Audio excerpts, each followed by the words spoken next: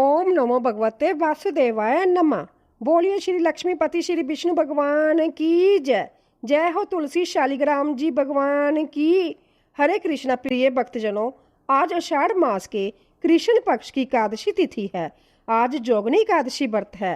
शास्त्रों के अनुसार इस व्रत को करने एवं कथा को सुनने से समस्त पापों का नाश हो जाता है तथा इस लोक में भोग और परलोक में मुक्ति प्राप्त होती है।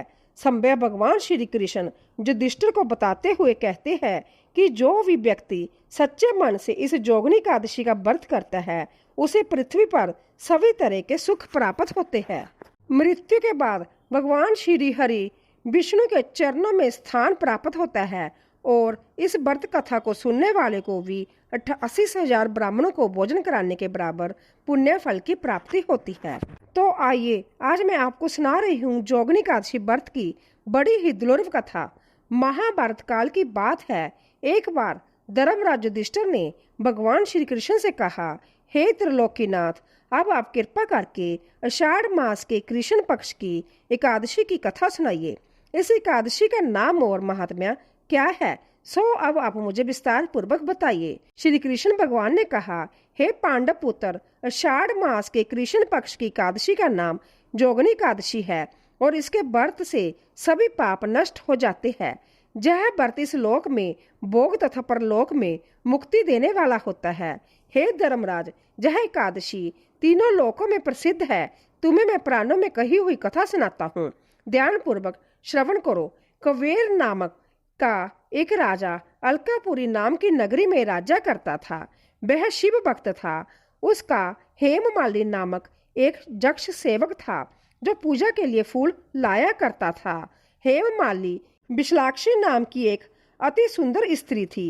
एक दिन वह मानसरोवर से पुष्प लेकर आया, किंतु काम आसक्त होने के कारण पुष्प को रखकर अपनी स्त्री के साथ रमण करने लगा। इस भोग विलास में दोपहर हो गई। हेममाली की राह देखते देखते जब राजा कवेर को दोपहर हो गई तो उन्होंने क्रोध पूर्वक अपने सेवकों को आज्ञा दी कि तुम लोग जाकर पता लगाओ कि हेममाली अभी तक पुष्प लेकर क्यों नहीं आया। जब सेवकों ने उसका पता लगाया तो राजा के पास जाकर बताया कि हे राजन, वह हेममाली अपनी स्त्री के साथ रमण कर रहा है। इस बात को सुनकर राजा कुबेर ने हेममाली को बुलाने की आज्ञा दी। डर से कांपता हुआ हेममाली राजा के सामने उपस्थित हुआ। उसे देखकर कुबेर को अंततः ही क्रोध आया और उसके होंठ फड़फड़ाने लगे। तब राजा ने कहा, तूने मेरे परम पूज्य देवों के देव भी देव भगवान शिव जी का अपमान किया है। मैं तुझे श्राप देता हूँ कि तू स्त्री के वियोग में तड़फे और मृत्यु लोक में जाकर कोड़ी का जीवन व्यतीत करे। कुबेर के श्राप से वह उसी क्षण स्वर्ग से पृथ्वी पर आ गिरा और कोड़ी हो गया। उसकी स्त्री भी उससे बिछड़ गई। मृत्यु लोक में आकर उसने अनेक भयंकर कष्ट भोगे, किंतु शिव की कृपा से उसकी बुद्धि मलिन नहीं हुई और उसे पूर्व जन्म की सुध भी रही। अनेक कष्टों को भोगता हुआ तथा अपने पूर्व जन्म के कुकर्मों को याद करता हुआ वह हिमालय पर्वत की तरफ चल पड़ा। चलते चलते वह मार्कंडेय ऋषि के आश्रम में जा पहुंचा। वह ऋषि अंतत वृद्ध तपस्वी थे। वह दूसरे ब्रह्मा के समान प्रतीत हो रहे थे और उनका वह आश्रम ब्रह्मा के सभा के समान शोभा दे रहा था। ऋषि को देखकर हेममाली वहां गया और उन्हें प्रणाम करके उनके चरणों में गिर पड़ा। हेममाली को देखकर मार्कंडेय ऋषि ने कहा, तूने कौन से निकृष्ट कर्म किए हैं जिससे तू कोढ़ी हुआ और भयानक कष्ट भोग रहा है। महर्षि की बात सुनकर हेममाली बोला, हे मुनि श्रेष्ठ, मैं कुबेर का अनुचर था। मेरा नाम हेममाली है। मैं प्रतिदिन मानसरोवर से फूल लाकर शिव पूजा के समय कुबेर को दिया करता था।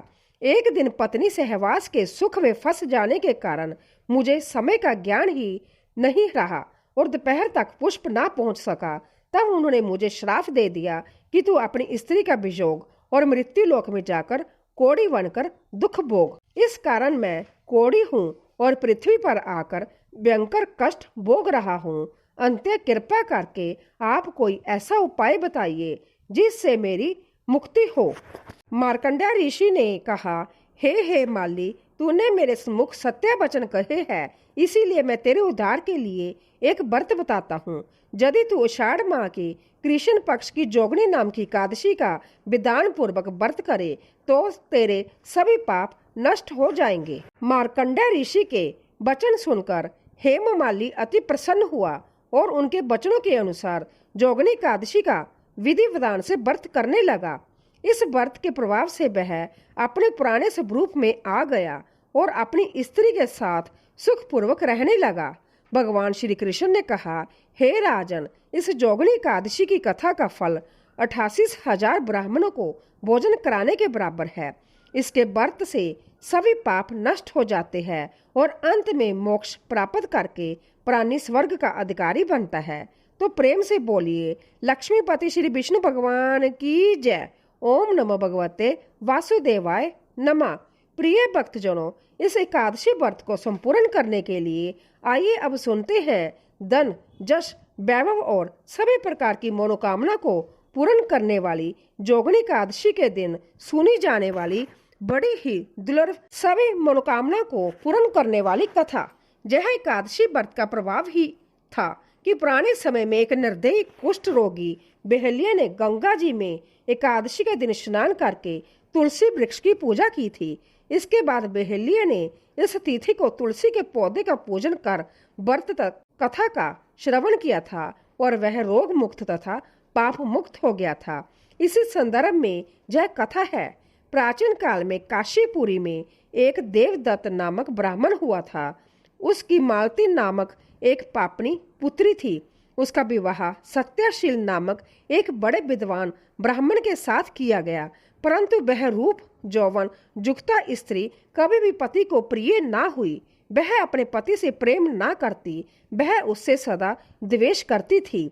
वह अपने पति पर क्रोध करके उसे वशीभूत करने की इच्छा से पतित स्त्रियों के बताए अनुसार अपने पति को दास के समान वश में करने के लिए वशीकरण की औषधियां लेने हेतु एक जोगनी के मंदिर में जाकर जोगनी को प्रसन्न करने लगी। वह दुराचारी स्त्री बहुत ही शीघ्र उस कुटिया में जा पहुंची, जो बहुत लंबी चौड़ी और कांतिमान थी। वह जोगनी के आने की बात में रुद्राक्ष की माला जप रही थी। इस प्रकार उसकी प्रार्थना करने पर जोगनी ने प्रसन्न होकर उसे पति को वश में करने वाले मंत्र बताए। तब उस स्त्री ने नमस्कार कर सूर्य की कांति के समान प्रकाशमान हीरे से जड़ित अपनी अंगूठी जोगनी को दे दी, जिससे प्रसन्न होकर जोगनी ने उसके हृदय का वृत्तांत जाना। उस मालती नामक स्त्री को वशीकरण चूर्ण देकर कहा कि इस चूर्ण को अपने पति को किसी भी चीज में मिलाकर खिला देना। ऐसा करने से तेरा पति तेरे वश में होकर किसी के पास नहीं जाएगा तथा तेरे दुष्ट चरित्रों को देखकर भी कुछ नहीं कहेगा। तब उस स्त्री ने घर आकर संध्या के समय वह चूर्ण दूध में मिलाकर अपने पति को दे दिया। उस चूर्ण के पीने से उसे क्षय रोग हो गया, जिससे वह दिनों दिन क्षीण होने लगा तथा उसके गोहवा स्थान में गाव होने से कीड़े पड़ गए। पति की ऐसी दशा हो जाने पर वह दुष्ट स्त्री अपनी इच्छा पूर्वक विचरने लगी। उसका पति गांव की पीड़ा से व्याकुल होकर त्राही त्राही पुकारने लगा और बोला, हे शोभने, मैं तेरा दास हूँ, तुम्हारी शरण में हूँ, मेरी रक्षा कर। मैं पर स्त्री की इच्छा नहीं करता हूँ। पति की ऐसी बात सुनकर वह घबरा गई और पति के जीवन से मेरा सुहाग बना रहे, ऐसा विचार कर जोगनी के पास फिर से गई और उससे सब बातें कही। तब उसने पहली औषधि के प्रभाव को शांत करने के लिए दूसरी औषधि दी। उसका सेवन करते ही उसके पति का रोग ठीक हो गया। वह सदैव घर में ही रहता था और उसके वश में भी हो गया था। तब उस स्त्री के पास सभी जातियों के व्यभिचारी मनुष्य घर के काम के बहाने से आने लगे। उस पाप के कारण उसके शरीर में भयानक प्राणनाशक फोड़े पड़ गए, जिन्होंने उसकी नाक, जीभ और दोनों कानों में छेद कर दिए। उसके स्तन कट गए और उंगलियों के सिरे विकृत हो गए। वह कुष्ठ रोगी हो गई। अंत में उसने शरीर त्याग दिया और नरक में चली गई। 15,000 वर्षों तक ताम्र बांड नामक नरक में जलने के बाद वह 100 जन्मों तक बार बार कुत्ते की जोनी में पड़कर घर घर घूमती रही। इसके बाद सौराष्ट्र देश में पद्म बंधु नामक ब्राह्मण की दासी के घर कुतिया बनी। उसके कान टूटे फूटे और पूंछ कटी हुई थी और सिर में कीड़े पड़े हुए थे। इस प्रकार उस जन्म में भी वह अनेक क्लेशों को सहन करती रही। देवयोग से जब कर्म फल पूरा हो गया तो एकादशी के दिन पद्म बंधु का पुत्र नदी में स्नान करके पवित्र होकर गीले वस्त्रों से घर आया। वहां तुलसी स्तंभ के पास उसने अपने चरण धोए। उसी स्तंभ के नीचे वह कुतिया भी सो रही थी। सूर्य उदय के पहले वह कुतिया उन चरणों के धोए हुए जल में लौट गई, जिससे उसके सभी अशुभ कर्म तत्काल नष्ट हो गए और पूर्व जन्म की याद भी आ गई। तब वह अपने पूर्व जन्म में किए कर्मों को सोच सोच कर ताप से व्याकुल होकर त्राही त्राही करने लगी। वह ब्याह से व्याकुल होकर उस मुनि पुत्र से अपने पूर्व जन्म के किए कर्मों की ताम्र बांडव नामक नरक में पड़ने की और 100 वर्षों तक कुतिया की जोलनी में रहकर कष्ट भोगने की कथा का वर्णन करते हुए कहने लगी कि हे ब्राह्मण पुत्र, अब मैं तुम्हारे सम्मुख खड़ी हूँ। हे ब्राह्मण, मैं बड़ी दुराचारणी और खोटी हूँ, इसीलिए चैत्र माह के कृष्ण पक्ष की एकादशी के दिन तुलसी की छांव में तथा आपके चरणों की दोन से मुझे अपने पूर्व जन्मों की याद आ गई। अंते आप अपने पुण्य को मुझे देकर मेरा उद्धार करो। मैं दीन और व्याकुल हूँ, तुम मेरी रक्षा करो। मैं आपको नमस्कार करती हूँ। ऐसे वचन सुनकर वह मुनि पुत्र कुतिया से बोला, हे कुतिया, अपने किए हुए कर्मों के सुख दुख रूपी फलों को प्राणी भोगते ही है, तो दुराचारणी शूद्र क्या करेगी। मुनि पुत्र के ऐसे कहने पर कुतिया अंततः दुखी होकर चित्कार करने लगी और अपने पिता से कहने लगी, हे पद्म बंधु, मैं तुम्हारे द्वार पर पड़ी हूँ। मैं कुतिया हूँ। मैं तुम्हारे द्वारा दी गई रोटी को नित्य खाती हूँ। तुम मेरी रक्षा करो। गृहस्थ महात्माओं के घर पर जो जीव पड़े रहते हैं, उनका उद्धार करना उनका आवश्यक कर्तव्य है। ऐसा न करने से वह भगवान के कोप से अपने सर्वस्व को नष्ट कर अंत में नरकगामी होते हैं। ऐसा वेद वेदांतों का मत है। यह कर्म कर्तव्य है। तुम दयालु हो, अंत्या मुझ दुष्ट बुद्धि का उद्धार करो। दुखी कुतिया के ऐसे वाक्य सुनकर पद्म बंधु शीघ्र ही घर से बाहर आए और कुतिया से पूछने लगे, क्या बात है। तब वहां पर खड़े हुए मुनि पुत्र ने सब कथा का वर्णन किया। अपने पुत्र के वचन सुनकर वह आश्चर्यचकित होकर बोले, मेरा पुत्र होकर भी तूने ये क्या किया। हे पुत्र, साधु को ऐसे वाक्य कहना अनुचित है। देखो, चंद्रमा, सूर्य, पवन, पृथ्वी, अग्नि, जल, चंदन और महात्मा लोग सभी परोपकार में स्थिर है। दधीची ने देवताओं के उपकार के लिए दैत्य को महाबली जानकर अपनी हड्डी भी निकाल कर दे दी। राजा शिवी ने कबूतर के बदले अपना मांस काट कर दे दिया था और जीमूत वाहन नामक राजा ने भी महात्मा गरुड़ के लिए अपना जीवन दे दिया था। विद्वान ब्राह्मण तो सदा दया ही करते हैं। जैसे मेघ शुभ तथा अशुभ दोनों ही जगहों पर बराबर पानी बरसाता है तथा चंद्रमा चंडाल के घर में भी प्रकाश करता है, उसी प्रकार बार बार प्रार्थना करती हुई इस कुतिया के दुखों को मैं अपने पुण्य के प्रभाव से दूर करूंगा। इस प्रकार पुत्र को समझाकर संभ्या पद्म बंधु ने कुतिया से कहा, हे कुतिया, मैं तेरे निमित्त एकादशी के दिन किया हुआ पुण्य तुम्हें देता हूँ। तू अब अपने सब पापों से छूटकर विष्णु लोक को जा। पद्म बंधु के इतना कहते ही हे नारद, वह कुतिया अपने जीर्ण शरीर को त्याग कर दिव्य आभूषण पहनकर 100 सूर्य के समान प्रभावशाली सावित्री जैसी होकर ब्राह्मण से आज्ञा मांगकर 200 दिशाओं में प्रकाश करती हुई चली गई। फिर स्वर्ग में अनेक प्रकार के महाभोगों को भोग कर नर नारायण भगवान के अनुग्रह से एकादशी के प्रभाव से उर्वशी नामक श्रेष्ठ अंगों वाली देवताओं की प्रिय अप्सरा बनी, जिसे जोगी जन जोग द्वारा प्राप्त करते हैं। ऐसी इस महान कथा को सुनने से सभी भक्तों का कल्याण होता है तथा उनका यश दिनों दिन बढ़ता है। तो एक बार प्रेम से बोलिए, श्री शालिग्राम भगवान की जय। बोलिए माता तुलसी जी की जय। ओम नमो भगवते वासुदेवाय नमः। प्रिय भक्तजनों, आइए अब आप श्रवण करेंगे एकादशी के दिन सुनी जाने वाली एकादशी माता की कथा। यह कथा सुने बिना व्रत कथा अधूरी मानी जाती है, तो इसे पूरा अवश्य सुनिए। एक बार एक बूढ़ी माँ ने एकादशी का व्रत रखा। बड़े ही भक्ति भाव से पूजा अर्चना की। उन्हें वृद्ध अवस्था में क्या बाधा थी, वह तो अपने पुत्र पोत्रों की सुख सुविधाओं के लिए व्रत किया करती थी। वह दिन भर तो जरा कठोर मन से अपनी प्यास को रोके रही और दिन में ब्राह्मणों को मिट्टी के पात्र में भरकर पानी और ऋतु फल दान दिए। दोना बरबर के चीनी और दही का वितरण किया। उन्हें गर्मी के कारण बहुत बेचैनी हो रही थी। इस कारण वह बहुत देर तक पानी में पड़ी रही, मुंह धोती रही। तब कहीं थोड़ा बहुत धैर्य बंद पाया। धूप तो तेज पड़ ही रही थी, इस कारण उनका मुंह बार बार सूख रहा था और बहुत बेचैनी हो रही थी। एक तो बुढ़ापा और दूसरा जब भयंकर गर्मी। वृद्धावस्था की स्थिति तो कुछ दूसरे ही प्रकार की होती है।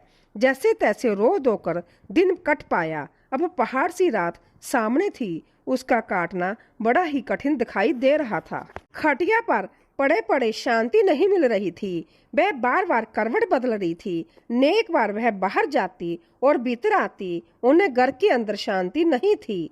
वह खटिया पर पड़ी पड़ी एकादशी माता का स्मरण कर रही थी। वह कहती रही कि हे माता जी, आप मेरी लाज रखिएगा, आप ही मुझे शांति दीजिएगा, जिससे मैं जब व्रत कर सकूं और जब पहाड़ सी रात शांति पूर्वक व्यतीत हो सके। प्यास के कारण बूढ़ी माँ की बेचैनी तो बढ़ती ही जा रही थी। उन्होंने धैर्य रखने का बहुत ही प्रयास किया, किंतु सहनशीलता की सीमा टूट गई और वह घबराकर एकदम चिल्ला उठी। बोली कि बचाओ बचाओ। अम्मा का चिल्लाना सुनकर परिवार वर्ग के नर नारी, बच्चे और पड़ोसी एकत्रित होकर बूढ़ी अम्मा की खटिया के समीप पहुंच गए। सबने पूछा कि अम्मा जी, आपको क्या हुआ? आप क्यों चिल्ला रही है? आप इस वृद्ध अवस्था में यह कठिन व्रत क्यों कर रही है? अम्मा जी, शक्ति से ही भक्ति होती है। थोड़ी ही देर में वह फिर से बोली कि अरे, मेरे प्राण निकले जा रहे हैं, मेरी छाती पर ठंडे पानी का घड़ा रख दो। अब नातियों ने दादी की छाती पर ठंडे पानी का पात्र रख दिया। तब उन्हें कहीं थोड़ा बहुत आराम मिला और थोड़ी देर के लिए उन्होंने अपनी आंखें बंद कर ली। अब एकादशी माता ने सोचा कि यह बूढ़ी अम्मा है तो बहुत कठोर, जरा जाकर उसकी परीक्षा लेनी चाहिए। वह आधी रात को मुर्गा बनकर बांग लगाने लगी। मुर्गे की आवाज सुनकर दादी जल्दी से उठी और बाहर जाकर आसमान की ओर देखा। आसमान में कहीं उन्हें प्रातःकालीन तारा नजर नहीं आया। वह सोचने लगी कि यह मुर्गा क्यों और कैसे भूल गया। उन्हें प्यास तो लग ही रही थी। थोड़ा बहुत उनका मन भी विचलित हो गया। अंत में उन्होंने दृढ़ निश्चय कर लिया कि मैं अब व्रत को पूरा करके ही छोड़ूंगी, चाहे भले ही मेरे प्राण क्यों ना निकल जाएं। यह सोचकर वह खटिया पर शिथिल होकर लेट गई। थोड़ी देर में एकादशी माता ने उनके फिर से परीक्षा लेनी चाहिए। एक छोटी सी बालिका एक गिलास में शरबत लेकर उनके सिरहाने आकर खड़ी हो गई और जोर से बोली, दादी जी, सवेरा हो गया है, अब हाथ मुंह धोकर शरबत पी लीजिए। पहले तो शरबत का गिलास देखकर उनका मन मचल उठा, किंतु अचानक व्रत का स्मरण हो आया और उन्होंने सोचा कि मैं किसी भी प्रकार से अभी शरबत नहीं पी सकती और वह शांतिपूर्वक अपनी खटिया पर लेट गई। फिर थोड़ी ही देर में उन्होंने ऐसा लगा जैसे किसी ने उन्हें पानी के कुएं में पटक दिया हो। वह बड़ी देर तक हाथ पैर चलाती रही, किंतु उन्होंने अपने मुंह में एक बूंद भी पानी जाने नहीं दिया। वह दृढ़ता पूर्वक अपने व्रत का पालन करती रही। थोड़ी देर में ना जाने कहां से सामने आग जलने लगी, जिससे बारी गर्मी बढ़ने लगी। प्यास के कारण प्राण निकलने लगे, किंतु वह आग बूढ़ी अम्मा का कुछ भी नहीं बिगाड़ पाया। वह जहां की तहां मुस्कुराती हुई बैठी रही। थोड़ी ही देर में बाहर प्रकाश दिखाई देने लगा। ऐसे लगा जैसे सवेरा हो गया हो। बूढ़ी अम्मा ने जब बाहर निकलकर देखा तो समझ गई कि अभी सवेरा होने में 3-4 घंटे की देरी है। यह जानकर वह शांतिपूर्वक इधर उधर घूमने लगी। फिर एकादशी माता यह बात अच्छी तरह से समझ गई कि यह बूढ़ी अम्मा किसी भी प्रकार से अपने व्रत से नहीं टल सकती है। वह उनके सत्य व्रत को अच्छी तरह से समझ गई।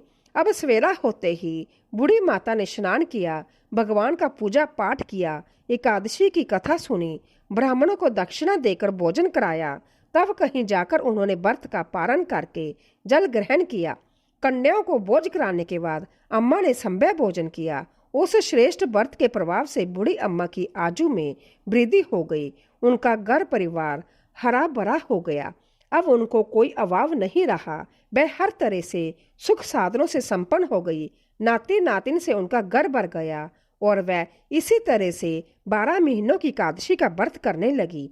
एकादशी माता के व्रत के प्रताप से इस संसार में हर प्रकार के सुख भोग कर अंत में वह बैकुंठ धाम को चली गई। जैसे एकादशी माता ने बूढ़ी माता और उनके परिवार को हरा भरा किया, ऐसे ही एकादशी माता हम सभी की मनोकामनाओं को पूर्ण करे। बोलिए श्री लक्ष्मी नारायण भगवान की जय। प्रिय भक्तजनों, आइए अब बड़ी ही श्रद्धा और प्रसन्नचित मन से इस मनोकामना को पूरी करने वाली राधा रानी की सच्ची कथा का श्रवण करते हैं। एक संत बरसाना में रहते थे और हर रोज सुबह उठकर जमुना नदी में स्नान करके राधा जी के दर्शन करने जाया करते थे। यह नियम हर रोज का था। जब तक राधा रानी के दर्शन नहीं कर लेते थे तब तक जल भी ग्रहण नहीं करते थे। दर्शन करते करते तकरीबन उनकी उम्र 80 वर्ष की हो गई। आज सुबह रोज की तरह उठे और जमुना जी में स्नान किया और राधा रानी के दर्शन को गए। मंदिर के पट खुले और राधा रानी के दर्शन करने लगे। दर्शन करते करते संत के मन में भाव आया कि मुझे राधा रानी के दर्शन करते करते आज 80 वर्ष हो गए, लेकिन मैंने आज तक राधा रानी को कोई भी वस्त्र नहीं चढ़ाए।